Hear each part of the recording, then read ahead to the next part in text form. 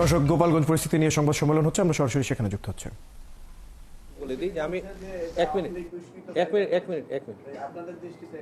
Minute যে একটু correction আছে, যে আমি বলছিলাম 12টা থেকে 2টা, 11টা থেকে 2টা, 3 ঘন্টার জন্য শিথিল। 2টা, জি প্লিজ। মানে 11টা পর্যন্ত কারফিউ থাকবে, 11টা থেকে 2টা পর্যন্ত শিথিল থাকবে, তারপর আবার 6টা না, 2টা থেকে 15 আদেশ না দেওয়া পর্যন্ত। কালকে আবার রিভিউ করা হবে, পরিস্থিতি বিবেচনা করে কালকে আবার সিদ্ধান্ত দেয়।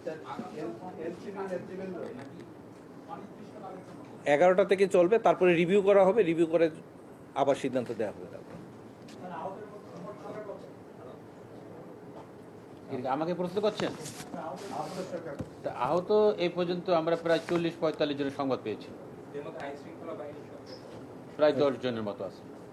আরেকটা বিষয়, আমরা জানি আপনার পূর্ব প্রস্তুতির জন্য বেশ কিছু ফোর্সও আগে থেকে নিয়ে আসছিলেন।